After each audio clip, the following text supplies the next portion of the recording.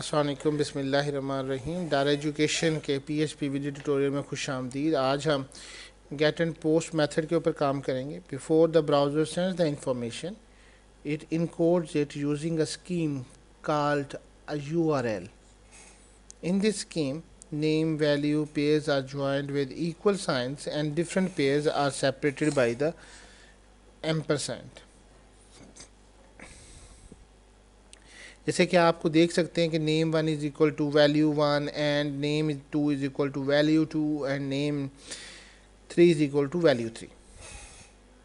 Spaces are removed and replaced with the plus character or any other non-alphanumeric characters are replaced with the hexadecimal value. After the information is in code, it is sent to the server. Basically जो information आप user send करता है वो इस form में आने के बाद उसको एक ख़ास लेटर्स के साथ तब्दील करके सर्वर की तरफ सेंड कर दिया जाता है ताकि सर्वर उसके ऊपर वर्किंग कर सके। सबसे पहले आते हैं जी गेट मेथड की तरफ। The get method sends the encoded user information, append the page request. The page and the encode information are separated by the question mark character. यानी अगर आपकी वेबसाइट का एड्रेस है http://www.desk.com और उसके आगे उसका पेज था index.html, तो उसके बाद वो उसको सबसे पहले रिप्लेस करेगा क्वेश्चन मार्क के ज़रिए और फिर name 1 is equal to value 1 and name 2 is equal to value 2 और name 3 is equal to value 3 करके आपकी वैल्यू को स्टोर करेगा। The get method produces a long string that appears in your server logs.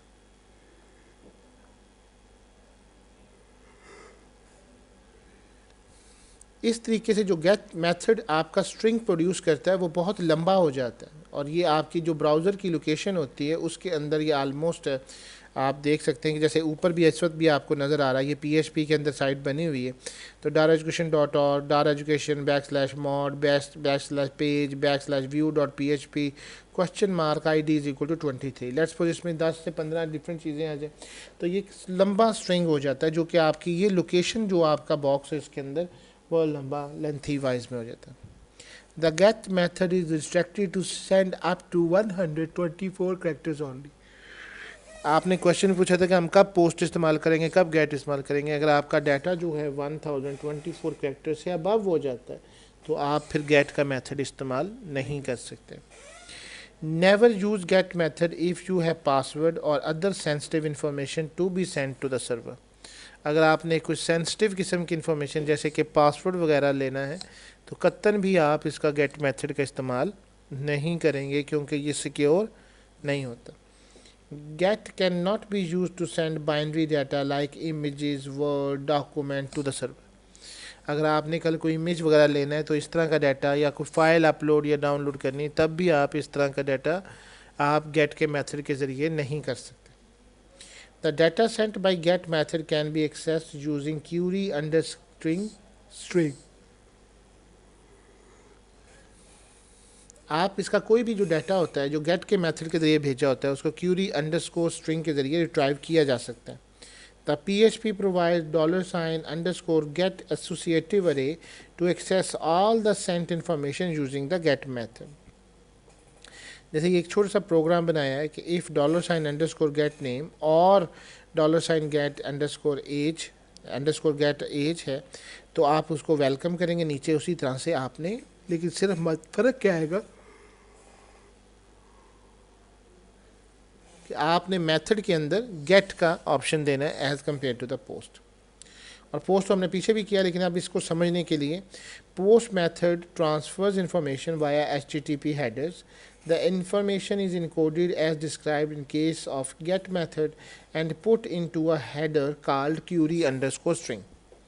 Post method does not have any restriction on data size to be sent. इससे कोई फ़र्क नहीं पड़ता आपका डाटा कितना बड़ा है और कितना ज़्यादा है, पोस्ट के ऊपर कोई रिस्ट्रिक्शन नहीं। Post method can be use to send ASCII as well as the binary data. जैसे आप इमेज वगैरह लेते हैं तो उसके लिए बाइनरी डाटा लिया जाता है।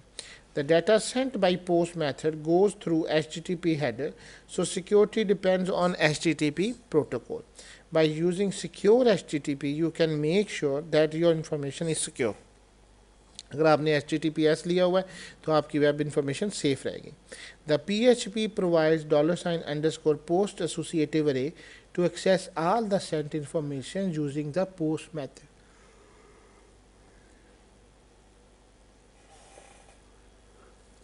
और ये वाला प्रोग्राम हम पहले बना के आए, अभी हमने इसको रिसेंटली देखा है इसलिए दोबारा बनाने की ज़रूरत नहीं है. अगर आपने नहीं किया हो तो आप पिछले लेक्चर में जाके देख लीजिए. अब आखिरी मेथड जो है वो है the $_request method. The PHP $_request variable contain the content of both get, post and cookie. We will discuss cookie variable when we will explain about cookies.